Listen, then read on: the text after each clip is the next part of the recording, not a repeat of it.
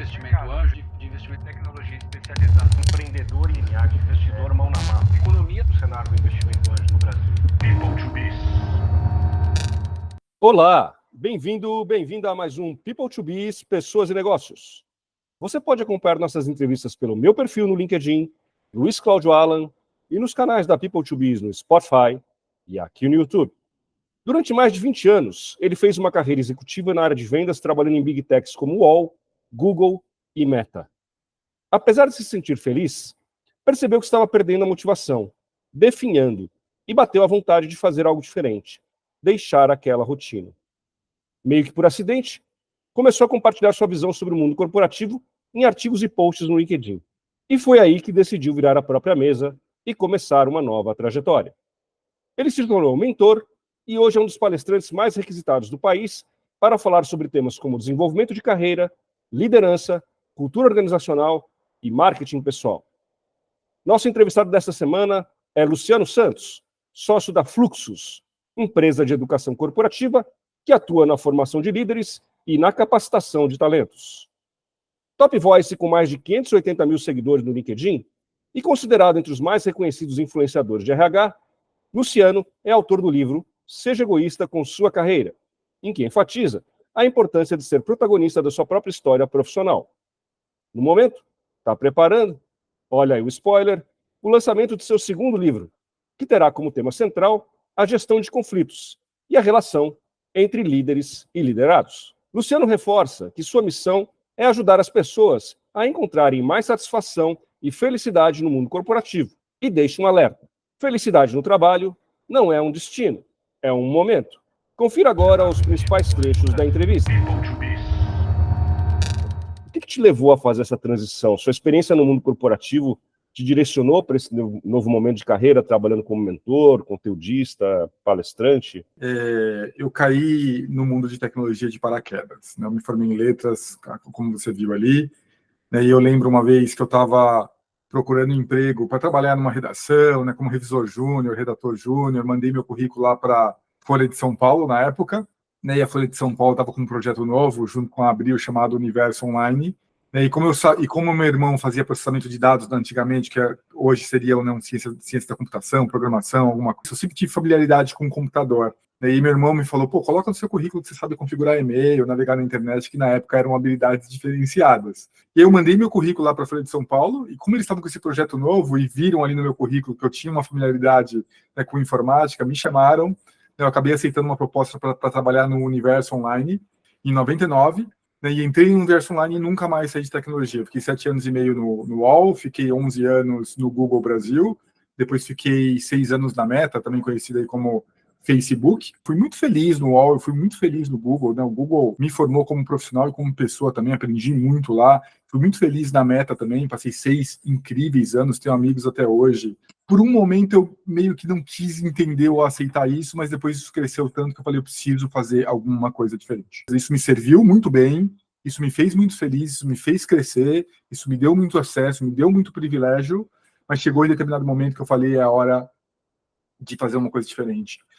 Na verdade, um amigo me mandou um artigo do Adam Grant, que é um psicólogo organizacional, e esse artigo dele chama Languishing, que foi traduzido pela Folha de São Paulo como definhamento. No artigo ele fala que entre a depressão e o estado normal existe algo chamado definhamento, que não é que você não tem energia, não consegue fazer nada, mas é como se alguém fosse lá e tirasse 0,01% da sua energia todos os dias. A sua motivação ela vai caindo de maneira tão pequenininha que você não percebe, mas com o tempo aquilo acaba te incomodando muito, e eu estava naquele definhamento. Né? Apesar de ser uma empresa incrível, apesar de eu estar muito bem, né, no mundo executivo, eu estava naquele processo de definhamento e precisava fazer alguma coisa diferente. E quando eu comecei a entender isso, né, foi da minha mudança do Google para a Meta, mais ou menos no segundo, terceiro ano da Meta, eu comecei a ter esse sentimento crescendo e crescendo em mim. Eu falei, preciso de um projeto adicional, preciso fazer alguma coisa diferente, né, preciso olhar algum outro mundo que não esse mundo de vendas, esse mundo de executivo dentro de uma Big Tech. E um dia eu entrei no LinkedIn, Luiz, nem todo mundo sabe dessa história, mas um dia eu entrei no LinkedIn para postar 2 vagas de gerente que eu tinha no meu time. E eu vi alguém dando um conselho profissional horrível para uma outra pessoa, numa postagem, né? Era um concorrente, deixa eu dar uma olhada, que eu não usava o LinkedIn. E aí eu respondi, né? Eu fiz um comentário na postagem, e o meu comentário teve centenas de curtidas, até mais do que a própria postagem.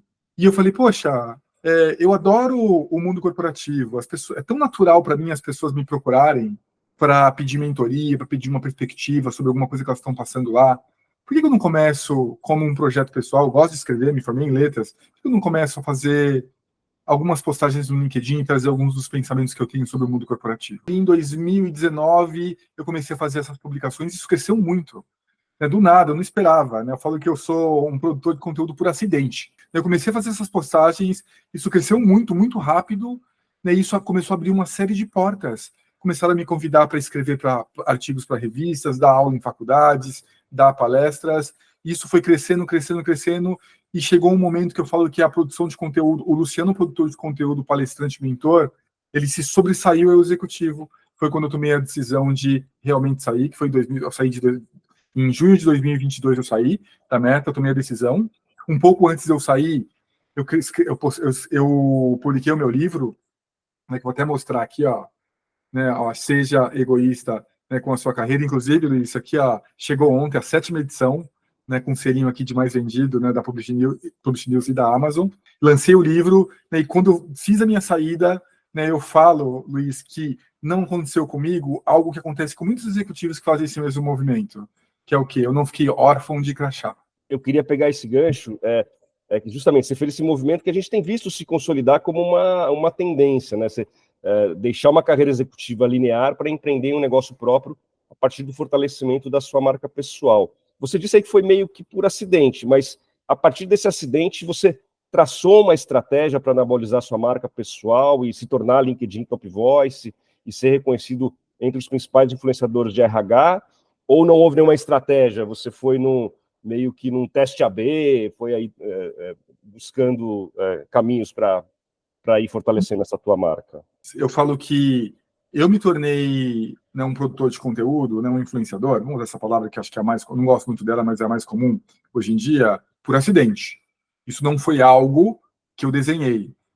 Eu simplesmente queria levar algumas das minhas ideias e pensamentos sobre o mundo corporativo para mais pessoas, e usei o LinkedIn como essa plataforma, e aconteceu, né, de misturar ali o momento, o lugar que eu estava, com o meu talento, com os meus pensamentos, né, isso cresceu, e eu acabei, por acidente, virando um produtor de conteúdo. Mas quando eu tomei a decisão de realmente virar a chavinha, devolver o meu crachá e empreender, né? Porque pouca gente, eu adorei que você usou a palavra empreendedor, porque pouca gente sabe que um produtor de conteúdo é empreendedor, é uma empresa, né? Quando eu comecei a tomar essa decisão e amadurecer a ideia, aí eu tive um pouco de planejamento, né? Então, por exemplo, né, uma das jogadas mais brilhantes que eu tive, assim, os pensamentos e a ação mais brilhantes que eu tive, Luiz, para fazer essa transição, ter lançado o meu livro. De maneira organizada e pensada, eu lancei meu livro alguns meses antes de eu sair da Meta. E por que eu fiz isso? Porque eu ainda queria pegar, né, aquela aura de um executivo do mundo corporativo e de uma big tech, mais, né, o influenciador que já tinha nascido ali, que já tinha centenas de milhares de seguidores, e colocar tudo isso no lançamento do meu livro, que era onde eu tinha ficado mais conhecido, que é o pilar de carreira. E ter lançado o meu livro, eu lancei o meu livro em novembro de 2021 e saí da Meta em junho de 2022. Foi uma jogada genial, literalmente genial. Por quê? Aquilo que eu estava te contando. Porque eu não fiquei órfão do meu crachá, porque eu tenho muitos amigos que estão no mundo executivo, querem fazer isso, né? Eu sei que você trabalha com isso também, você sabe disso. Poxa, faço todo um planejamento, chega ali no mundo real, é muito difícil vender uma palestra, é muito difícil construir um nome, é muito difícil chegar até 100 mil seguidores, é muito difícil ali uma empresa te contratar, né, como uma autoridade. E eu tive esse benefício, Luiz, né, essa jogada de mestre, de lançar meu livro. Alguns meses antes, o meu livro explodiu e o meu livro me catapultou para essa vida de palestrante, né, de figura reconhecida como autoridade, porque as empresas querem levar, seja para carreira, seja para liderança, seja para falar de comportamento ou tendências do mundo corporativo. Para você ter uma ideia, Luiz, eu era tão amador, mas tão amador, eu achava que minha grande fonte de renda ia ser mentorias. É uma ilusão isso, né? Eu nem consigo dar muitas mentorias por dia, né? Uma coisa que gasta muita energia. Eu não vislumbrava uma carreira que é hoje 90% do faturamento da minha empresa e do meu negócio. Palestras. Quando eu sentei com a editora, Luiz, para falar quantos livros a gente vai fazer, vamos fazer 2.000, vamos fazer 3.000, e eu sou um cara ousado, né? Eu falei, vamos fazer 5.000 livros. Fazer 5.000 livros. Né? E, gente, para quem não conhece o mercado editorial, vender 5.000 livros no Brasil é difícil pra caramba. né? A tiragem média de livro é 1.000 livros. A tiragem média de livro é 1.000 livros no Brasil. Vou fazer 5.000 para um ano. Acabou em 20 dias. Acabou em 20 dias. E aí eu nunca vou esquecer, a primeira empresa que me procurou, Luciano, não sei o que, eu li seu livro, a gente queria te trazer aqui para dar uma palestra do livro. É verdade, eu preciso fazer uma palestra. Aí eu saí correndo, contratei uma designer para fazer ali uma carinha para mim, né, uma identidade visual. O conteúdo já estava bem encaminhado, né? O conteúdo já estava lá, aí parei um final de semana, né, e construí ali uma palestra, que inclusive é a base da palestra que eu uso até hoje para a carreira, né, não as outras que eu dou. Qual que é a sua dica para fortalecer a marca pessoal, construir um networking poderoso? Você acredita que a marca pessoal é o principal ativo para investir na carreira? E talvez isso se conecte já com a pergunta que eu tenho sobre o livro, que tem esse título, Seja Egoísta com a Sua Carreira. Por que é preciso ser egoísta na carreira? É preciso ser egoísta para ser feliz na carreira? Isso tem de alguma forma a ver com a questão da marca pessoal? Mas eu queria entrar nesses dois assuntos. Eu vou começar primeiro falando sobre marca pessoal. Ter investido na minha marca pessoal foi o movimento mais importante que eu fiz na minha carreira. Principalmente, né, para quem é executivo, para quem um dia quer empreender, para quem um dia quer fazer alguma coisa. A gente às vezes esquece, quando a gente vai empreender, Luiz, a gente precisa ser um vendedor em algum momento. Né? Eu vou empreender, qual é o meu produto? É uma palestra? É uma consultoria? É um livro? É uma mentoria? Eu vou ter que vender isso depois. E uma das maneiras mais eficientes que existem para a gente vender algo é em cima de uma marca pessoal e de uma autoridade. Quando alguém chega para mim, Luiz, e fala, Luciano, eu quero trazer você para falar sobre carreiras para os funcionários da minha empresa, eles não me pedem um currículo, eles não me pedem um histórico, eles não me perguntam quais empresas eu já fiz aquilo. Nada disso existe. Eles sabem que o Luciano, a figura do Luciano, a marca pessoal dele, é uma autoridade, um especialista daquele tema. E isso facilita esse meu processo de venda enormemente. Porque muita gente, Luiz, acha, né, que o Luciano nasceu com 700, 800 mil seguidores nas redes sociais. Né? Já não é. Né, o Luciano já teve... Não, quando eu comecei a produzir conteúdo, sabe quantos seguidores eu tinha no meu LinkedIn? 3.000 seguidores. Luiz. E não eram nem seguidores, era rede, né, o meu networking. Era muito pouco. E eu falo que quanto mais cedo a gente começa a fazer uma reflexão sobre a nossa marca pessoal e quanto mais cedo a gente investe no fortalecimento dessa marca pessoal, melhor. A gente não precisa parar do nada para contratar um designer, uma agência de marketing, um monte de coisa. Não, a gente pode começar com pequenas ações. Pode fazer uma mentoria sobre, né, como melhorar a sua marca pessoal. Começa a produzir um pouco de conteúdo. Tinha café da manhã lá no Facebook, né, e abria às 8 da manhã. E eu chegava às 7h30 com o meu computador, 7h20 com o meu computador, ia lá para o lugar que tinha o café da manhã, abria meu computador, né, redigia ali o meu textinho, postava, fechava meu computador, ia tomar café da manhã e depois ia trabalhar. Só que eu fazia isso todos os dias, Luiz. Todos os dias. E aquilo foi fortalecendo a minha marca pessoal. Fortalecer a sua marca pessoal é extremamente importante porque ela vai abrir portas que a gente sequer imagina que a gente vai precisar e que a gente vai bater lá no futuro. Então, absolutamente sim. Sobre o livro, por que ser egoísta na sua carreira? Primeiro, vamos afastar os haters aqui, tá? Eu não estou aqui fazendo uma ode para ninguém ser egoísta naquele significado que a gente conhece, aquele significado pejorativo negativo. Quando o assunto é ser egoísta com a nossa carreira, a gente é qualquer coisa menos isso. Se a nossa carreira fosse uma balança e de um lado tivesse todas as coisas que não nos servem, ideias antigas, hábitos ruins, né, opinião dos outros, falta de protagonismo, e do outro lado tudo que nos serve, né, entender a autorresponsabilidade, boas práticas, o poder de uma mentoria, que você é responsável por criar o seu plano de carreira. Eu falo que essa balança ela é pesada para o lado que não nos serve, Luiz. Ela é pesada para esse lado de maus hábitos, apatia, falta de reflexão sobre o que uma carreira significa para a gente. E o segundo pensamento tem um livro chamado A Virtude do Egoísmo. Né? E nesse livro a autora fala que a palavra egoísta mudou no decorrer dos tempos, que egoísmo, na sua origem, nada mais é do que se colocar em primeiro lugar para o seu benefício e para o benefício das pessoas ao seu redor. E ela propõe até a ética do egoísmo, Luiz, que é fazer isso sem ferir ninguém no processo. Então, é esse egoísmo virtuoso que eu clamo no livro, que é se colocar em primeiro lugar para o seu benefício, para o benefício das pessoas ao seu redor, para o benefício até mesmo da empresa que você trabalha e vai trabalhar, sem ferir ninguém no processo. É esse ser egoísta com a sua carreira que eu clamo e que eu incentivo as pessoas a serem. E o que é ser egoísta com a sua carreira? É entender que se eu não fizer pela minha carreira, se eu não for protagonista, se eu não for autorresponsável, se eu não aprender algumas coisas sobre a importância de gerenciar ativamente a minha carreira, eu vou cair num lugar que eu falo muito no livro, que é um lugar de insatisfação, que é um lugar de infelicidade, que a maioria das pessoas estão, Luiz. E essa não é a minha opinião pessoal, essa é a conclusão de várias pesquisas e vários estudos que a gente tem sobre o tema, independente da geografia, independente da indústria, independente da maturidade dos profissionais, a maioria é insatisfeita com suas carreiras. Né? E no livro, né, eu trago ali uma série de pensamentos e perspectivas para que a gente saia desse lugar, né, porque eu acredito que essa questão da infelicidade com as nossas carreiras é quase um problema de saúde pública. Porque se uma pessoa que é miserável no seu trabalho, que se sente mal, quem vai ser essa pessoa no seu núcleo familiar? Quem vai ser essa pessoa na sua comunidade? Quem vai ser essa pessoa na sociedade? Se a gente cria um mundo corporativo em que as pessoas têm mais satisfação, o mundo vai ser um lugar melhor. Eu acredito nisso do fundo do meu coração. Na sua apresentação no LinkedIn, você disse que sua missão é ajudar as pessoas a encontrarem mais satisfação e felicidade no mundo corporativo. Qual que é o segredo para ser feliz na vida profissional? Tem uma receita? Você acha que as organizações estão mais focadas na felicidade dos seus colaboradores? Você acredita que existe o emprego dos sonhos? Todo mundo quer uma receita para a felicidade no trabalho, só que ela não existe. Porque a felicidade não é um destino. A felicidade no trabalho é um momento. Eu fui muito feliz no mundo corporativo. Só que, de novo, a felicidade não é um destino.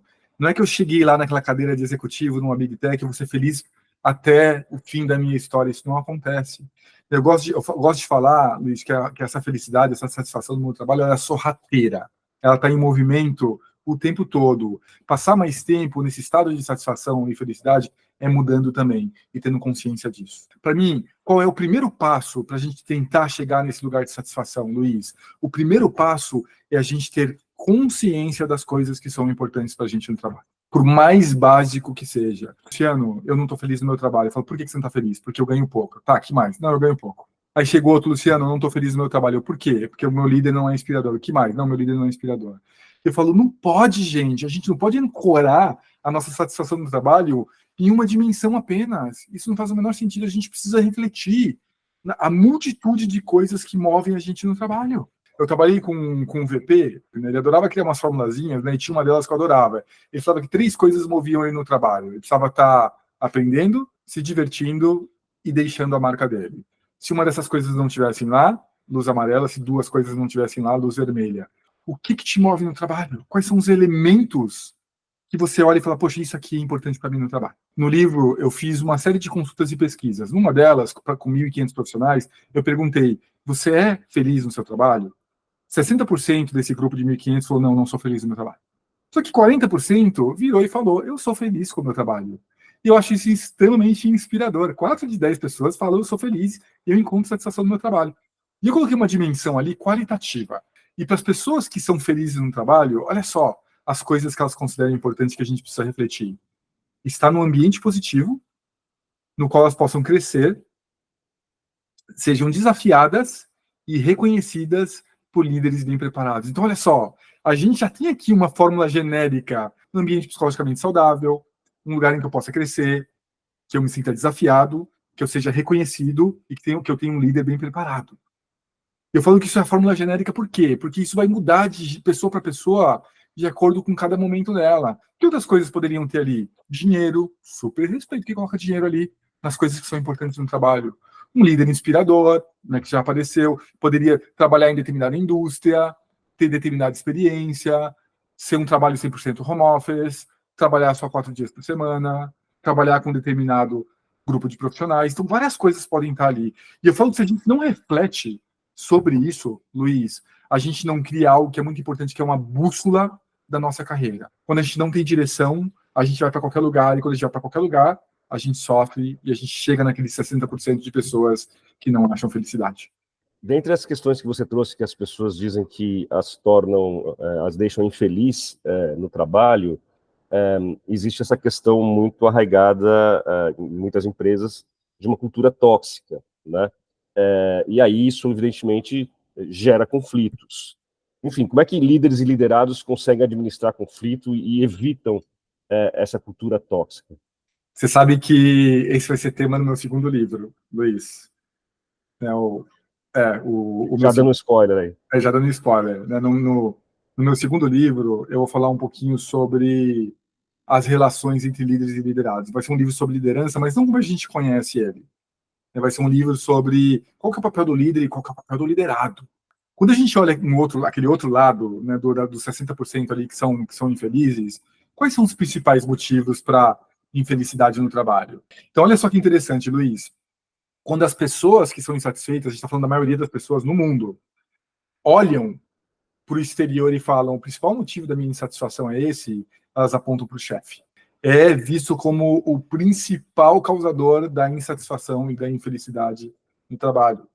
A gente tem um grande problema sistêmico de treinamento de líderes que gera assim, muita insatisfação. Apesar disso, o grande responsável, na minha opinião, do Luciano, que é uma das conclusões do meu livro, não é o chefe, não é o salário, não é o mundo. Somos nós mesmos. A nossa falta de entendimento sobre como gerenciar a nossa carreira. E lá dentro está exatamente um desses pontos que você falou agora: conflito com o gestor, né, com outras pessoas. A gente precisa aprender a lidar com isso. Vamos pegar, por exemplo, um dos principais, que é o conflito com o gestor. O seu gerente, o seu gestor, nada mais é do que um outro profissional com escopo diferente do seu. Ele é um colega de trabalho. Existe no imaginário de muitos trabalhadores que o gerente é aquela figura mítica que tem todas as respostas, deveria pelo menos, né, sabe tudo, vai sempre ajudar.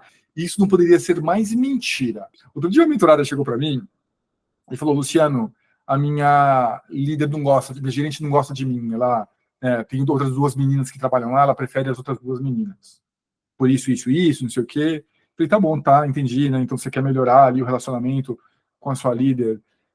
Me responde uma coisa: o que você já fez para melhorar o relacionamento com a sua gerente? Eu não fiz nada, quem tem que fazer é ela.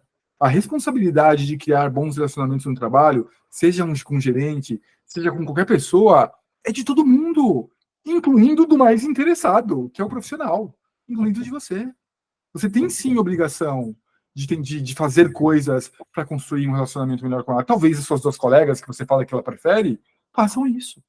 Chama ela para um almoço, declara para ela: poxa, eu adoraria que a gente melhorasse o nosso relacionamento, acho que a gente tem a oportunidade aqui de, né, ter um pouco mais de intimidade corporativa, né, de fazer mais coisas. Vamos fazer isso acontecer? Eu estou aqui, né, aqui abrindo meu coração, que eu gostaria de fazer isso acontecer com você. Precisa entender o nosso papel de responsabilidade também, em tudo, incluindo nesses conflitos, e incluindo quando ele acontece com o nosso líder, que é um principal. Eu vejo muita reatividade, sabe, Luiz? Ah, não, o líder é responsável por isso, meu papel é esse, isso não tem nada a ver comigo. Tem sim, gente, tem em todos os níveis, mais do que a gente imagina. Partindo desse princípio de que é uma responsabilidade mútua, né, dos dois lados, você acredita na possibilidade de uma empresa sem chefe, numa organização, um organograma mais horizontal? Luiz, eu não sou especialista, não me aprofundei muito. Eu falo que eu sempre sou fã de pilotos de testes sobre como o mundo corporativo funciona. Então, eu sou muito a favor da gente testar novos modelos para tornar esse ambiente um pouco mais humano, um lugar de um pouco mais de satisfação. No modelo que a gente tem hoje, eu acho que seria um tremendo de um desastre se a gente fizesse. A gente não tem líderes com treinamento básico sobre como gerir pessoas, né? E a gente quer dar um salto e falar sobre organizações sem gerentes. Eu perguntei para 6.500 gestores a seguinte pergunta: depois que você sentou numa cadeira de liderança, você já fez algum treinamento para gerenciar pessoas? Só 43% daquele grupo fez algum tipo de treinamento para gerenciar pessoas. Olha que absurdo, Luiz. Só 4 de cada 10 líderes recebem algum tipo de treinamento das empresas para gerenciar pessoas. E a gente está falando de coisas básicas: comunicar de maneira estruturada, dar feedback né, de maneira eficaz, ter uma visão sistêmica, inspirar os times, passar a visão, gerenciar conflito, mostrar respeito e empatia, e uma série de outras coisas. Os gestores hoje em dia não são treinados nisso. Não são treinados em como comunicar, não são treinados em como dar feedback, não são treinados em como passar a visão e a missão da empresa. Como que a gente vai falar sobre organizações sem gerentes num ambiente em que a gente não tem, que a gente tem um nível de consciência baixíssimo desse? Então, eu não acho que é uma realidade para os dias de hoje. Eu acho que a gente tem muito trabalho ainda para fazer em conscientizar o papel de um trabalhador, o papel, né, de um líder, né, antes de dar grandes passos evolutivos, saltos evolutivos, mas sou a favor de pequenos testes. Você já trouxe aí várias características necessárias ao bom líder, né? E a gente viu coisas absurdas, né, recentemente aí, de empresas demitindo as pessoas por WhatsApp, por e-mail, enfim. Quais são os principais erros que as empresas cometem na hora de demitir? A falta de feedback é um deles? Quais são esses erros? E o que a empresa... Como é que você conduz uma demissão, se é que é possível de uma forma mais humana? Lógico que tem. Hoje mesmo, né? Então, vou pegar um exemplo fresquinho, né? Hoje mesmo eu recebi um depoimento de um leitor dizendo, Luciano, eu fui demitido, eu não tenho a menor ideia do porquê isso aconteceu, e a desculpa que deram, né, ali o que me falaram na demissão, eu bati minha meta, né, eu vinha muito bem, inclusive tinha recebido um elogio, uma menção lá, honrosa, e o motivo que me deram é fit cultural. Olha que coisa horripilante, Luiz. Você chegar para uma pessoa, para um profissional, e falar assim, eu estou te demitindo por fit cultural. O que é isso? Uma das coisas mais subjetivas que existem. Eu falo que é desumano você chegar para um profissional que está batendo as metas, né, que está entregando ali dentro do escopo esperado dele e falar que ele está sendo demitido por fit cultural. Né? Melhor você falar que eu não vou com a sua cara e estou te mandando embora. Pelo menos é mais honesto. Né? O cara não vai chegar em casa e ficar pensando, o que eu fiz de errado? O que eu vou pegar dessa experiência aqui para me desenvolver como profissional? Então, quando existe uma maneira mais eficiente e mais humana, por que não dizer, de demitir? Lógico que existe. Eu falo que demissão é um processo, Luiz. É um processo que precisa ser seguido. Qual é o processo que uma demissão precisa seguir? Primeiro, eu contratei uma pessoa. Aquela pessoa não está desempenhando? Ela não está desempenhando aonde? Eu tenho que dar feedback claro para aquela pessoa. Ô, Luiz, vem cá, ó, eu te contratei, né, para gerir uma carteira de clientes e bater sua meta, né, e aqui, ó, né, nesses primeiros 3 meses, né, das suas 2 principais métricas, você não bateu sua meta, e o seu NPS, que é a sua avaliação dos clientes, está baixa. Então, ó, já te avisei, eu te contratei, a gente passou um tempo aqui, você não entregou 2 coisas que são esperadas que você entregue na empresa, vamos fazer um plano para você melhorar. E o que tem que ter nesse plano? Ele tem que ser um plano feito para a pessoa vencer, para a pessoa conseguir sair dali, ó, né, aqui na sua meta, ó, eu vou pegar aqui 2 outros vendedores que são excelentes, fala 1 hora com cada um deles, vamos pegar aqui as boas práticas de como encantar os clientes. Ó, eu vou pegar aqui outros 2 vendedores que, né, bateram 200% da meta deles, eu vou botar você aqui 2 horas com cada por semana para você enxergar como eles ligam para o cliente, como eles fazem o tal do pitch, né, quais são ali as técnicas dele para você também absorver aquilo ali, né, e poder se desenvolver. Dá mais 3, 4 meses para a pessoa desenvolver aquilo ali, vai acompanhando. Passaram-se 6 meses, nada aconteceu, eu acho que ali é o momento de dar um segundo feedback. O Luiz fala assim, olha, lembra daquele feedback que eu te dei lá atrás? Né, a satisfação dos clientes não evoluiu. A sua meta, de novo, não foi batida. Naquele momento ali, vai existir uma decisão da empresa, talvez junto com o RH, e daquele líder de decidir, ó, tentamos, acompanhamos, demos feedback, eu vou te desligar agora, Luiz, né, vou usar você como exemplo aqui, eu vou te desligar agora aqui, claro, com exemplos claros do porquê isso aconteceu. E você vai ser demitido, Luiz, você vai sair de lá e falar, poxa vida, eu fui demitido porque eu não consegui ter uma boa satisfação com os meus clientes, eu não consegui bater minha meta. Eu sei o que eu fiz que não funcionou e eu vou tentar usar isso para o meu crescimento profissional. É um processo, a demissão. A demissão não pode ser uma surpresa de jeito nenhum profissional. Não pode ser uma surpresa. E por que essa surpresa acontece? Olha como todo o ciclo, né, ele se fecha. Aquele líder que não é treinado em dar feedback, como que ele vai dar feedback? Você percebe que tá tudo ligado? Um líder que não é treinado em dar feedback, não sabe dar feedback, não vai conseguir dar feedback, vai demitir a pessoa e vai ser uma surpresa para a pessoa, e essa é a pior maneira que pode acontecer. Eu já vi, quando a gente fala de feedback, Luiz, as coisas mais bizarras que você pode imaginar. Né? Outro dia uma leitora chegou para mim, falei, que feedback que sua gerente te deu? Ela falou que a minha aura está desbotada. Né? Você deu risada. Eu conto isso em palestra, Luiz, todo mundo dá risada quando eu conto isso. Mas você sabe como a pessoa estava se sentindo? Ela estava ansiosa, ela não sabia o que aquilo significava e estava com medo de perder o emprego dela. Você não pode chegar para uma pessoa, não posso chegar para você, Luiz, assim, pô, Luiz, né, você está meio apagadinho ultimamente. Puta, Luiz, eu não estou sentindo, sabe, aquela vibe. Pô, isso não é nada, cara. Isso é uma percepção sem fundamento, ancorada em nada. Vamos pegar aqui o copo meio cheio, olhar para aquela gerente. O que potencialmente ela poderia querer dizer com aquilo, da aura desbotada? Olha, né? Eu tenho expectativa que você participe nas reuniões, ou seja mais ativa com aquele projeto. Nas últimas 3 reuniões que você participou, você não abriu a boca. Inclusive, teve uma pergunta sobre o seu projeto, eu tive que responder porque você estava dispersa. Isso é um feedback.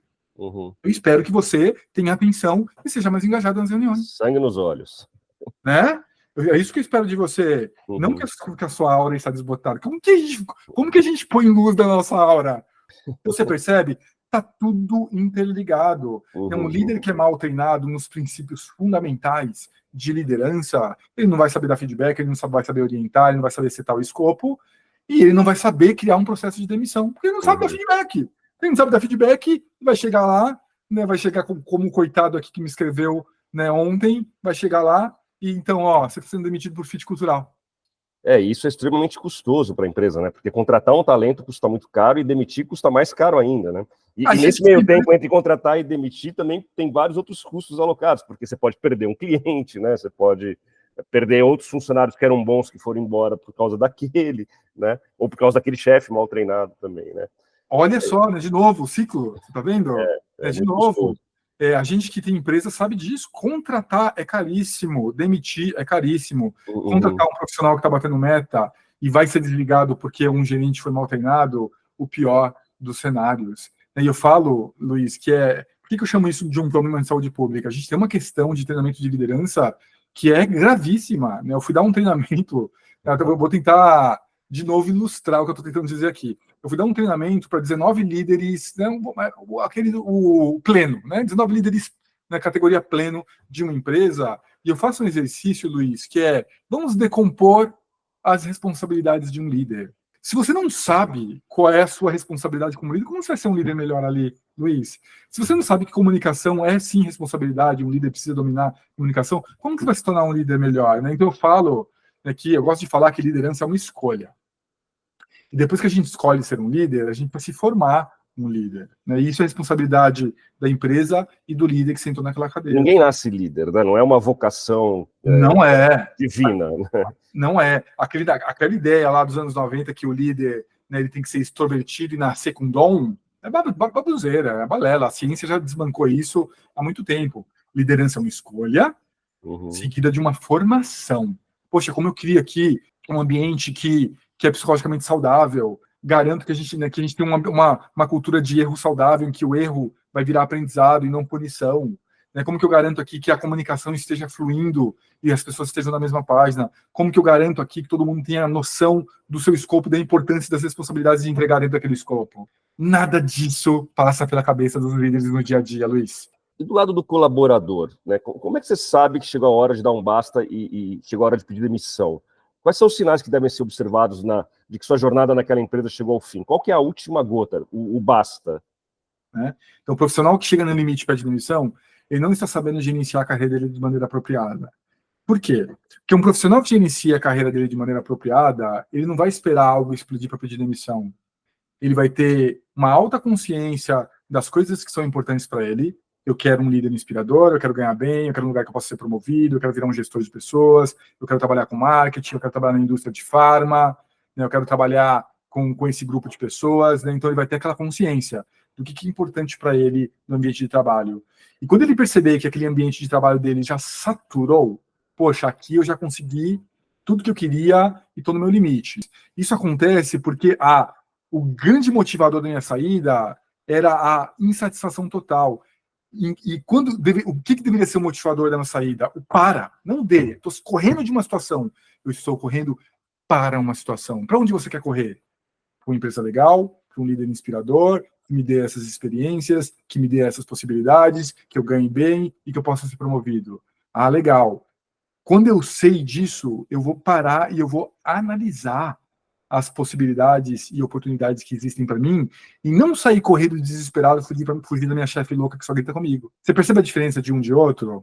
Eu gosto mais de deixa eu me entender o que é importante para mim. E aquele momento de sair é quando tudo que você considera importante dentro de um trabalho já não está sendo mais representado lá. É nesse momento que você fala, agora está na hora de eu sair daqui. Da mesma forma que é importante saber demitir, é importante também saber pedir demissão, né? Você também precisa saber dar feedback para o teu chefe, para a tua empresa, e o líder precisa estar aberto a receber o feedback do seu liderado, porque no final do dia você também vai deixar a tua marca, a tua impressão naquela organização. E quando você for para o mercado, as novas empresas, os novos recrutadores vão contactar seus antigos líderes para perguntar sobre você. E pode ser que o teu líder diga, cara, esse cara largou tudo aqui, nos abandonou, nos deixou na mão, e sem aviso prévio, né? A gente não teve aviso prévio, a gente não teve oportunidade de criar um ambiente mais que atendesse à expectativa dele, né? Por isso que é importante sempre observar esses dois lados, né? Tanto o líder precisa saber demitir, quanto o liderado precisa saber pedir demissão. Eu queria voltar um pouco na questão ali da importância do LinkedIn e das redes sociais. Outro dia eu publiquei um post destacando uma fala do Rafael Catto, o editor do LinkedIn, que deu uma entrevista para o Valor.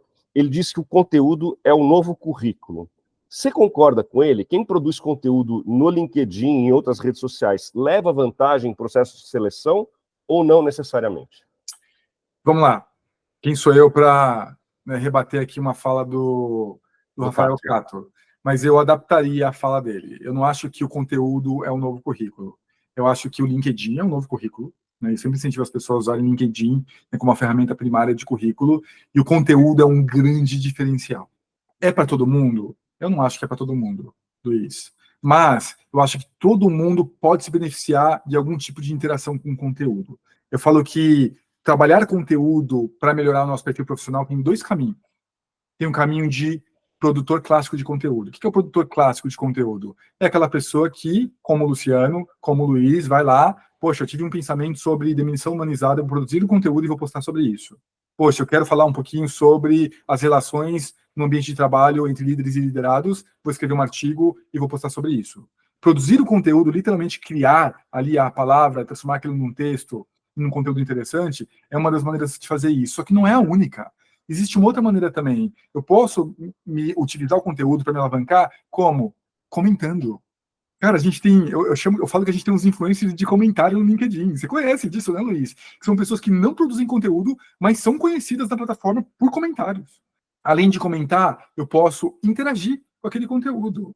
Se eu não quero produzir conteúdo, eu posso trazer, por exemplo, coisas da indústria. Olha, vai ter tal evento, vai ter tal discussão, uma roda de conversa. Eu posso participar de comunidades e elevar aquelas comunidades através ali da minha timeline. Eu posso interagir com aquele conteúdo de várias maneiras que eu trouxe para você agora. Porque você comentar no post de alguém chama muito mais atenção do que simplesmente você deixar um like, evidentemente, porque você está deixando ali a tua opinião, a tua impressão, e as pessoas o produtor do conteúdo vai dar muito mais atenção a um comentário do que a um simples like. E isso pode te conectar de uma forma muito autêntica com aquele produtor de conteúdo. E esse produtor de conteúdo, às vezes, pode ser um C-level, pode ser um potencial cliente ou um potencial contratante do seu serviço, ou um contratante de você como um executivo.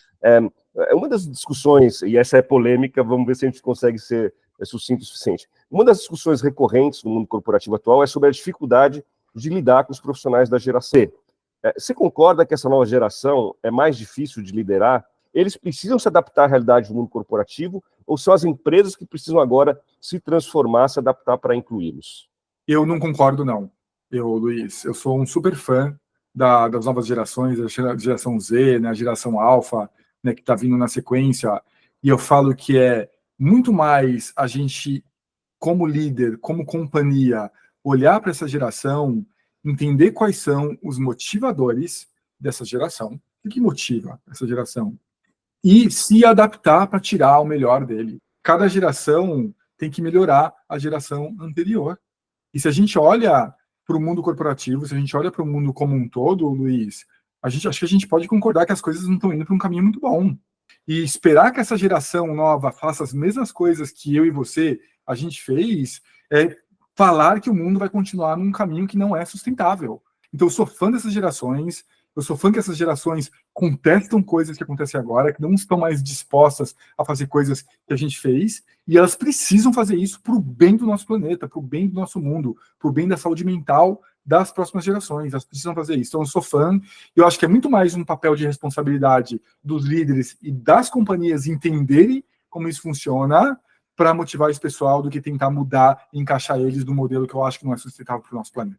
Me parece que dentro desses novos modelos, talvez tenha sido até acelerado possivelmente pela pandemia, está a questão da Open Talent Economy, né? Você acredita que esses novos formatos, em que os profissionais não trabalham mais para uma única empresa, mas sim ofertam seu talento para vários projetos, isso também permite que as pessoas hoje tenham uma melhor qualidade de vida, trabalhem mais tempo em home office, ou o tal do anywhere office, né? Trabalhem na praia, trabalhem na montanha. Você acha que esses novos modelos eles vão se estabelecer, ou as empresas vão continuar insistindo e preferindo contratar profissionais que são 100% dedicados? Eu acho que isso casa muito com o propósito da geração Z, daí vem o movimento também da semana de 4 dias. Como é que você olha para esse futuro do trabalho aí dentro desse cenário? Eu tinha certeza absoluta que o mundo ia ser assim, Luiz. Quando a gente olha as macro tendências, né, vamos pegar aí tempo de permanência das pessoas nas empresas. Né? Você pega a indústria de tecnologia, né, os nossos tios falavam para a gente lá, você quer ter sucesso profissional, fica 30, 40 anos numa empresa. Aí você pega ali os dados da indústria de tecnologia, das big techs, o tempo médio de permanência nessas empresas é 2 anos e 8 meses. 2 anos e 8 meses. Então, essa rotatividade, né, das novas gerações, né, é uma tendência que está acontecendo também em outras indústrias. Ela vai acontecer. Só que o que acontece? A gente tem alguns complicadores. A gente está falando né, do movimento econômico mundial, né, de uma diminuição, né, do poder aquisitivo, né, e dos salários, e aí o advento da inteligência artificial, né, ressignificando e remodelando vários cargos e tipos de trabalho que a gente tem hoje em dia. Então, eu achava, o mundo estava caminhando para um modelo em que os trabalhadores estavam com um pouco mais de poder em algumas indústrias para poder exigir, eu vou trabalhar da praia 4 dias por semana, 2 empregos, de formas diferentes. Com essa questão econômica, né, no último relatório do Fórum Econômico, por exemplo, nessa diminuição, eu já não sei mais o que vai acontecer. Eu acho que nesse momento é briga de cachorro grande, é um cabo de guerra, sabe? Você tem as novas gerações falando, eu não quero mais voltar para o escritório, eu não quero mais trabalhar nesse modelo tão tradicional, mas você tem ali a necessidade de ganhar um salário, a economia achatando um pouco os salários, e aí a entrada da inteligência artificial comendo algumas vagas e alguns empregos. Então, cara, eu acho que a gente vai ter que voltar daqui a 3 anos para responder essa pergunta. Investimento anjo, de investimento em tecnologia especializada. Empreendedor linear, investidor mão na massa. Economia do cenário do investimento anjo no Brasil. People to be